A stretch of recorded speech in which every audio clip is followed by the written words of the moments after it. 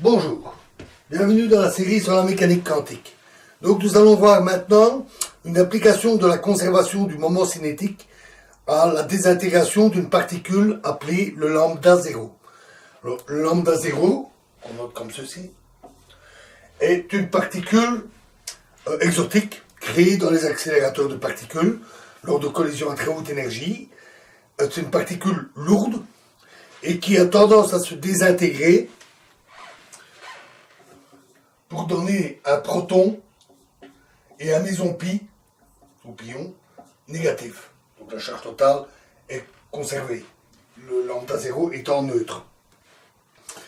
La désintégration est lente, toute proportion gardée, comme dans le cas du méson K, c'est un processus qui fait intervenir l'interaction faible.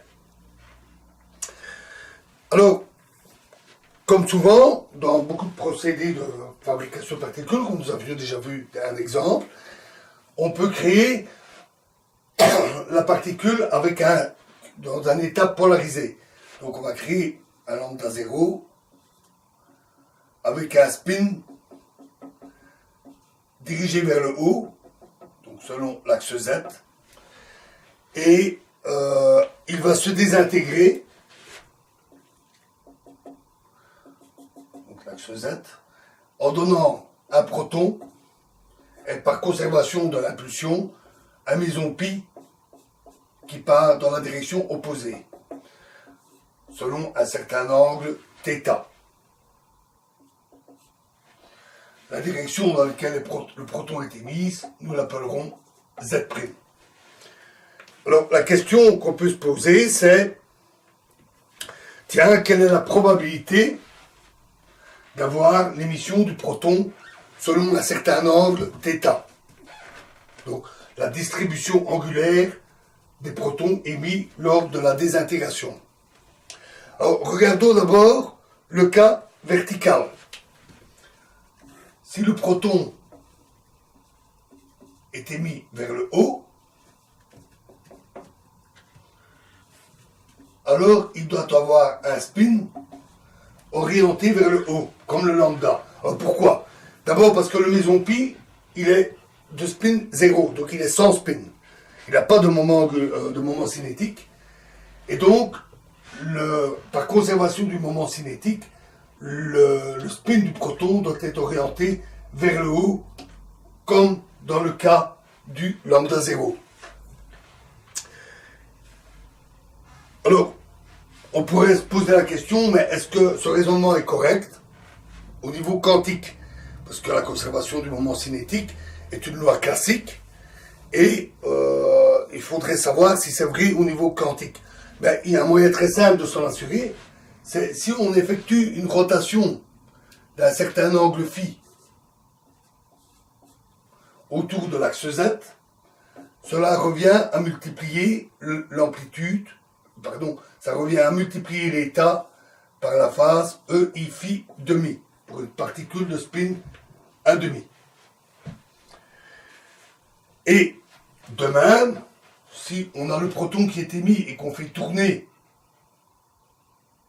la position d'un angle phi, cela revient à multiplier par E plus ou moins I phi demi. Plus pour le proton avec le spin vers le haut et moins pour le proton avec le spin vers le bas. Mais que la rotation soit effectuée avant ou après la désintégration, la situation finale est la même. On doit donc avoir le même résultat.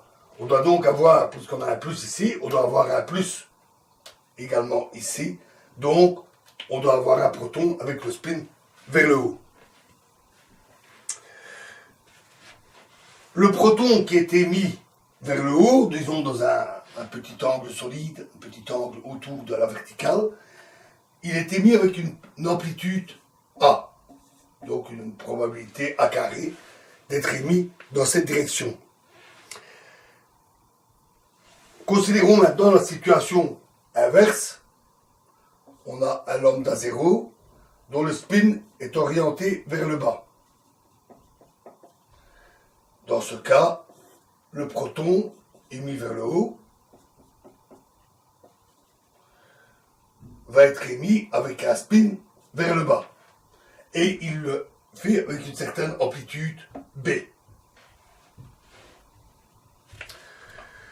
Alors, quelles sont les valeurs de A et B? Mais ça, nous ne pouvons pas le savoir à ce stade-ci. Il nous faut une théorie plus compliquée qui tient compte de la machinerie interne de lambda 0 et qui dit comment le processus de désintégration se produit. C'est donné par la physique des particules, la théorie quantique des champs appliquée à la structure de lambda 0, c'est-à-dire au quark, et c'est une théorie fort compliquée. Ou alors, simplement, on mesure les valeurs de A et de B lors d'expériences en produisant des lambda 0 et en observant leur désintégration. Revenons à notre question. On voudrait savoir quelle est la probabilité que le proton soit émis selon un certain angle θ, le long de l'axe Z'.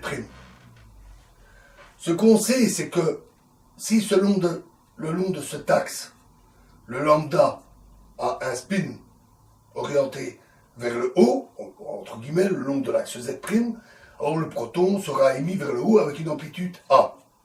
Et s'il a un spin vers le bas, avec les Z' négatifs, il sera émis vers le haut, avec le spin dans l'autre sens, avec une amplitude B.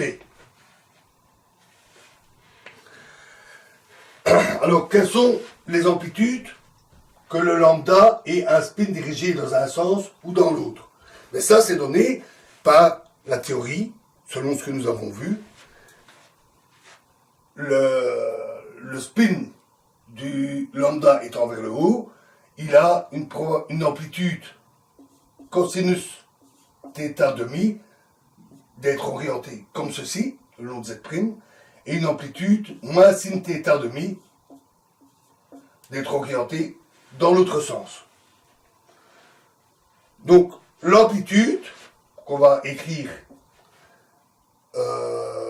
l'amplitude sera simplement A fois cosinus θ demi, l'amplitude d'émission du proton, A dans ce cas-là, fois l'amplitude que le lambda et le spin dans ce sens-là, moins B sinus θ demi. Mais ceci n'est pas tout à fait juste, parce que ce que nous voulons savoir, c'est quelle est la probabilité que le proton soit émis dans cette direction. On prend donc le carré du module, mais on ne peut pas prendre le carré de cette amplitude-là. Pourquoi? Parce que le proton, dans un cas où le lambda, le spin dans cette direction-là, le proton a son spin dans cette direction-là. Et dans l'autre cas, le proton a son spin dans l'autre direction. Ces états sont discernables. Même si vous décidez de ne pas mesurer le spin du proton, le fait est que les deux états peuvent être distingués. Et donc, on ne doit pas additionner les amplitudes, on doit prendre la probabilité de chaque cas séparément. Donc, la probabilité de l'émission selon θ sera égale à A carré, cosinus carré θ demi, plus B carré, sinus carré θ demi.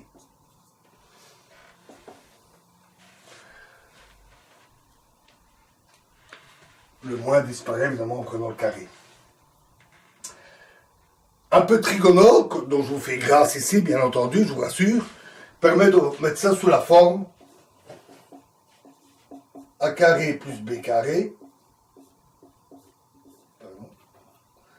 divisé par 2, plus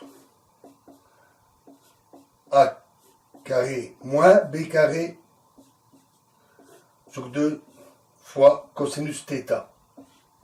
Donc ça a la forme bêta fois 1 plus alpha cosinus θ. Bêta et alpha pouvant être calculés à partir de ça. Avec ça, on peut même aussi se poser d'autres questions et y répondre. Par exemple, quelle est la probabilité que le proton soit émis sous un angle θ, avec un spin dirigé vers le haut.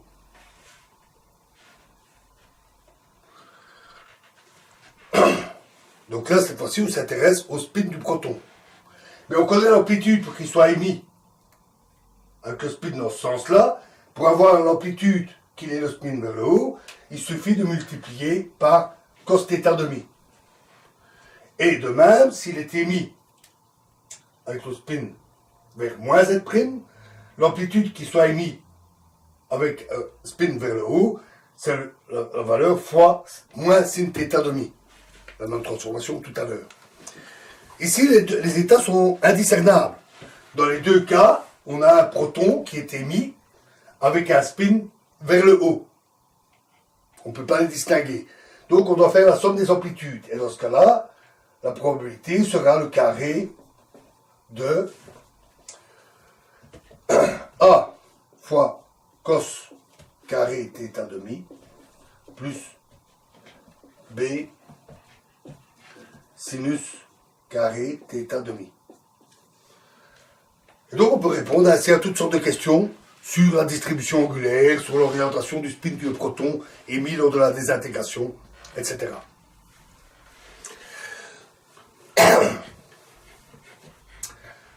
Alors, revenons aux valeurs de A et B. Comme nous l'avons dit, quand le spin du lambda est vers 0, le proton est émis, par exemple, vers le haut, avec le spin vers le haut, et quand le spin du lambda est vers le bas, le proton est émis avec le spin vers le bas. Mais si on regarde bien, ces deux situations sont symétriques dans un miroir. Donc on peut prendre la version par parité pour obtenir la même situation. Donc par parité, s'il y a une symétrie, on doit avoir B égale plus ou moins A. Plus ou moins selon le signe de la parité. Dans ce cas-là, ce terme-là doit être égal à 0. Et donc la distribution de l'émission du proton ne devrait pas dépendre de l'angle. Alors on a fait l'expérience, bien sûr. On a créé des lambda 0. On a étudié lors des intégrations, les émissions des protons, des pions. On a étudié la distribution angulaire. Et ce qui a été constaté, c'est que cette distribution dépendait bien de θ.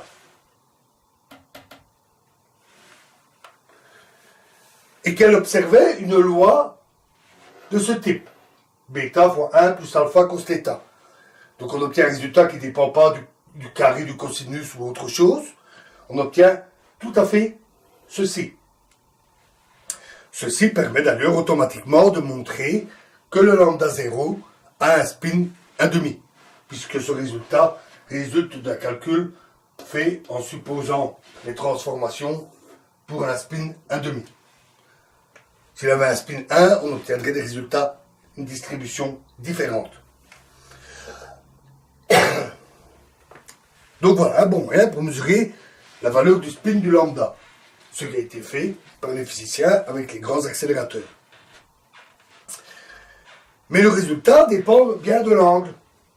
Et on a mesuré que alpha, en faisant un grand nombre d'expériences, valait environ moins 0,62 à plus ou moins 0,05 près. Donc il est nettement différent de 0. Et cette valeur-là, si on l'utilise, on donne B environ égal à 2 fois A. On est loin du B égale plus ou moins A. B est le double de A, avec une très bonne précision. Donc ce qu'on peut en déduire, c'est que la parité n'est pas conservée. A et B ne sont pas identiques, malgré qu'on obtient l'un avec l'autre par une réflexion dans un miroir. La parité est violée. Ici, l'interaction qui est en jeu, c'est l'interaction faible qui provoque la désintégration du lambda 0. Et donc, on en déduit que l'interaction faible viole la parité. Alors voilà, vous voyez toutes les choses extraordinaires, intéressantes qu'on peut obtenir à partir de ce que nous avons vu sur le spin et à partir de la conservation du moment cinétique. Sans devoir connaître la machinerie interne du lambda 0, simplement en le regardant se désintégrer, on peut calculer la distribution d'émission des protons, on peut répondre à toutes sortes de questions, et on peut même vérifier que l'interaction qui est à l'origine de la désintégration ne respecte pas la symétrie de parité.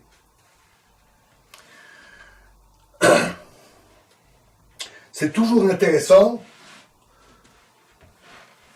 de pouvoir faire une approche simple avant de faire des approches compliquées, c'est évident. L'étude de la machinerie interne de lambda 0 fait appel à la théorie quantique des champs, qui est une théorie très complexe. Il est important de la connaître, de l'apprendre pour pouvoir résoudre, calculer explicitement les valeurs de A et B. C'est intéressant de savoir comment on fait, mais c'est très complexe. Et donc, si on peut déjà répondre à un certain nombre de questions, savoir un certain nombre de choses par des expériences et des raisonnements plus simples, il ne faut pas s'en priver.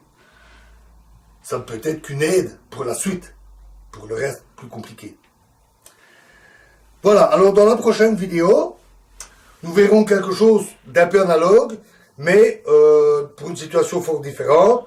Nous étudierons le rayonnement électromagnétique d'un dipôle électrique. Je vous remercie.